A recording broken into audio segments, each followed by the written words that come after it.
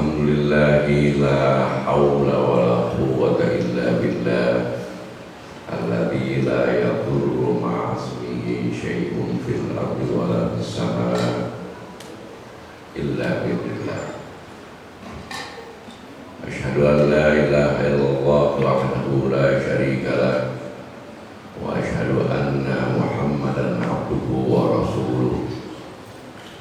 Allahumma salli wa sallim wa barik ala sayyidina Muhammad wa ala alihi wa ashabihi wa man tabi'a huda, amma ba'du. Fa ya ibadallah ittaqullah, usi nafsi wa iyyakum bittaqwallah faqad fazal muttaqun. Qala Allah Ta'ala fi muhkami kitabih, a'udzu billahi minasyaitonir rajim, bismillahirrahmanirrahim.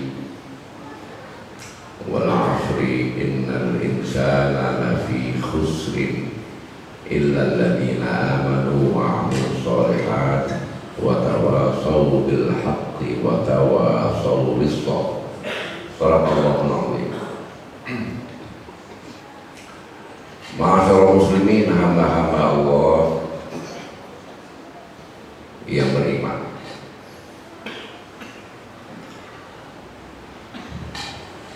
Manusia Allah ciptakan sebagai makhluk yang sempurna. Laqad khalaqnal insana fi ahsani taqwim. Sekian riwayat dalam tafsir Jami'ul Bayan fi Ta'wil Quran Al-Imam At-Tabari menjelaskan bahwa fi ahsani taqwim, fi ahsani suratin, bentuk yang terbaik. Namun Abu Ja'far menjelaskan fi a'dali khalqin wa ahsani surah, makhluk yang paling seimbang termasuk dalam kehidupannya. Meski Allah sudah bagi-bagi, nahnu qasamna bainahum ma'isyatahum, telah kami bagi-bagikan tentang kehidupan umat manusia. Kalau ada yang begitu cemerlang, ujian saja. Ada yang kaya, ujian saja. Wa nabluukum bisyarri wal khairi fitnah. Dan telah kami uji engkau manusia bil khair, dengan yang enak, dengan yang baik-baik, wasyarri, begitupun dengan keburukan yang kita tidak suka dengan keburukan itu. Sehingga Syekh Ismail bin Umar dalam tafsirnya Ibnu Katsir, beliau menjelaskan linanzura may yashkuru fima yuhibbunahu,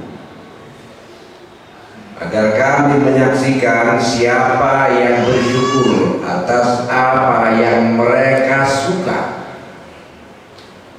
Walinanzura kaifa sabruhum walinanzura may yasbiru fima yakrahuna, agar kami menyaksikan siapa di antara mereka yang sabar atas apa yang mereka tidak suka. Kita tidak suka dengan kemiskinan, kemelaratan, kesusahan, dan kita cinta dengan keberadaan, kekayaan. Padahal semua itu hanya ujian yang datang dari Allah. Apa yang dilakukan dengan ujian-ujian itu? Hingga sampai di batas. Di antara kita nggak ada yang tahu nanti batas akhir kita sedang apa? Sedang ibadah atau sedang maksiat? Sedang melakukan kebaikan atau sedang meracunkan diri? Nggak ada yang tahu.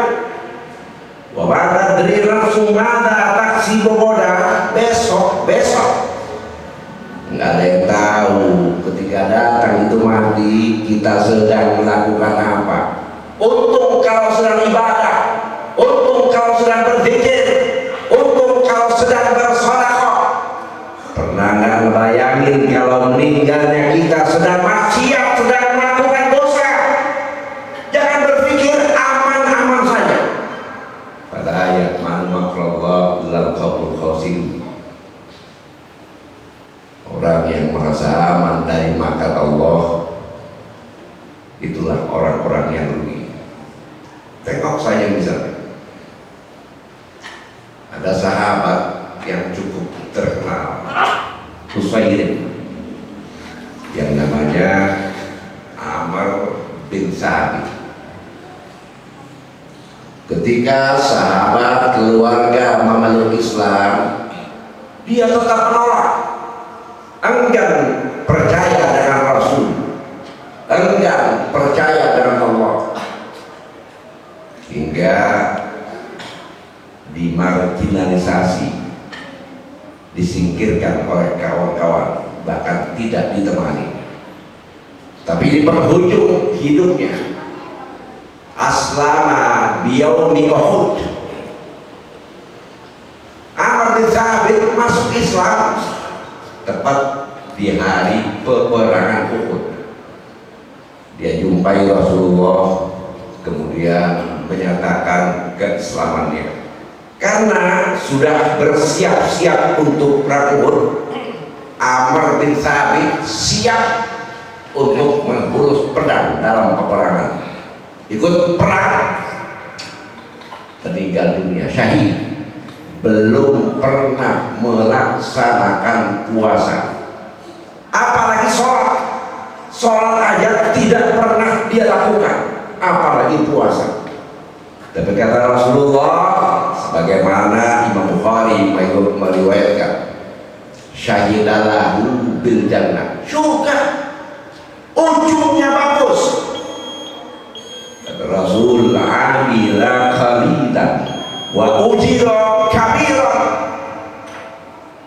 perbuatan amal solehnya dikit, ikut perang, belum pernah sholat, belum pernah zakat, belum pernah haji, tapi surga balasannya, ujira kabira, balasannya begitu hebat dan besar. Bagaimana ujung kita? Karena jangan pernah merasa paling soleh, belum tentu. Kita tidak tahu.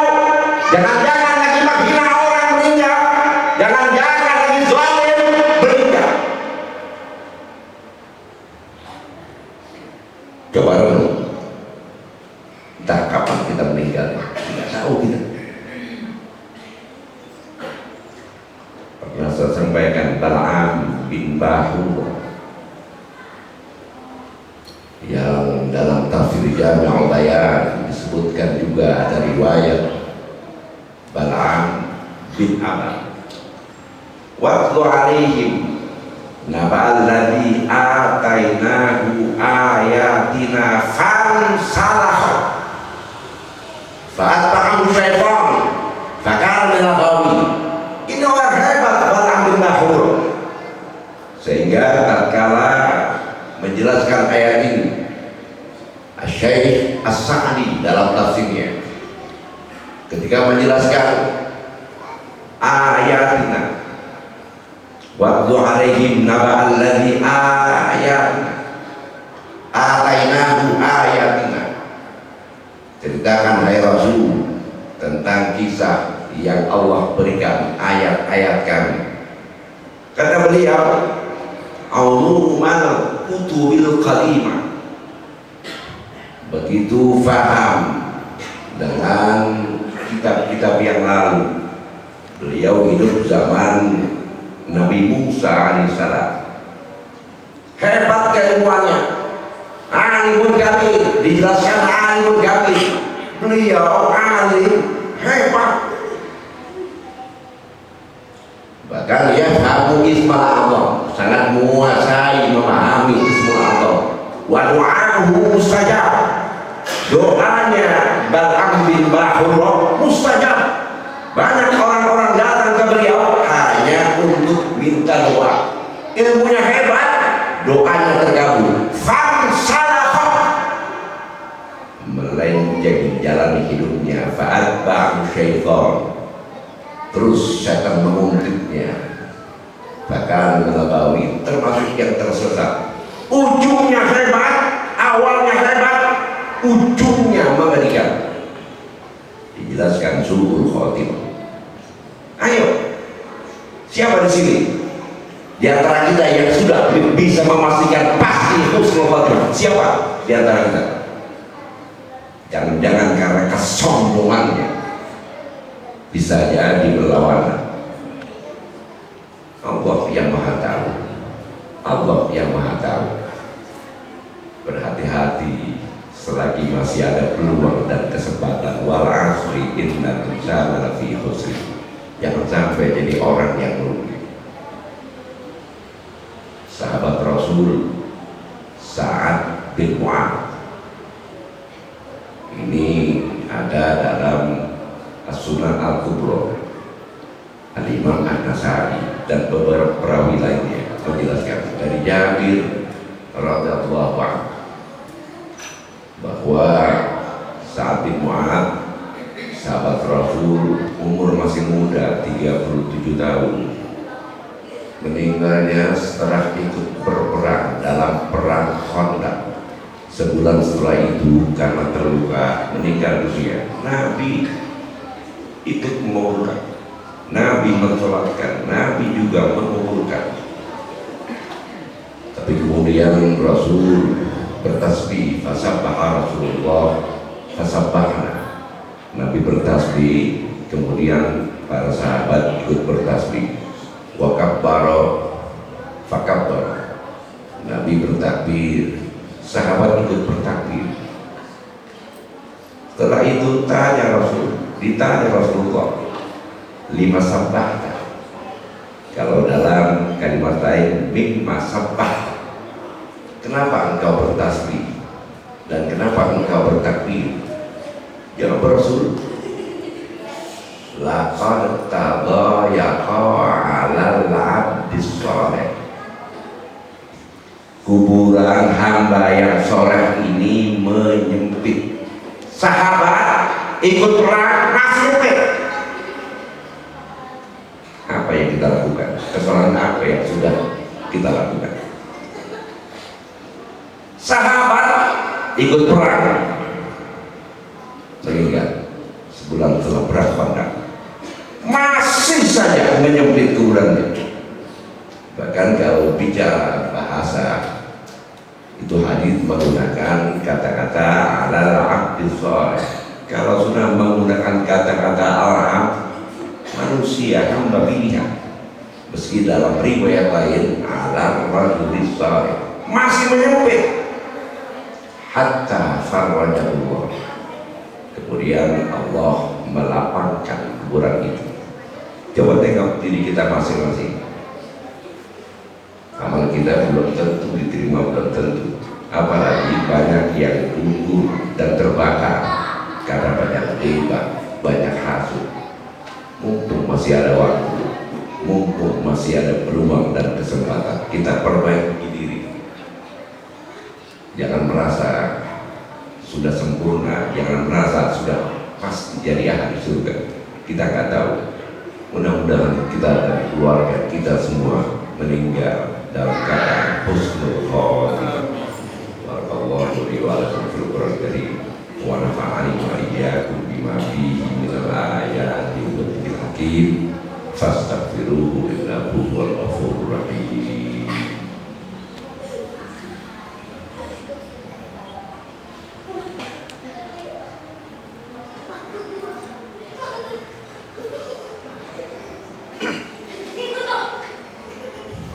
Alhamdulillah alladzi yajibu alaina min hamdihi wa ta'zimihi wa nashkuruhu ala ihsanihi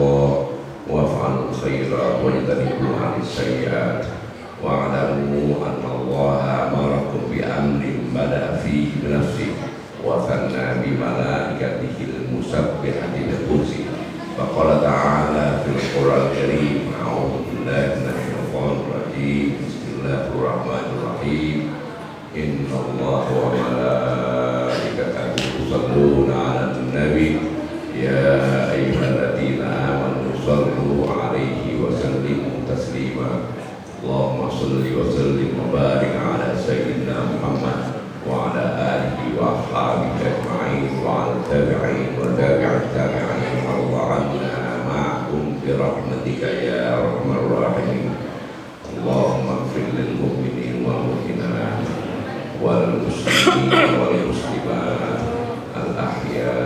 الأحياء منهم والأموات اللهم اجعل بلدتنا إندونيسيا هذه آمنة مطمئنة ربنا اغفر لنا ولإخواننا الذين سبقونا بالإيمان ولا تجعل في قلوبنا غلا للذين آمنوا ربنا إنك رؤوف رحيم عباد الله إن الله يأمر بالعدل والإحسان وإيتاء ذي القربى وينهى عن الفحشاء والمنكر والبغي يعظكم لعلكم تذكرون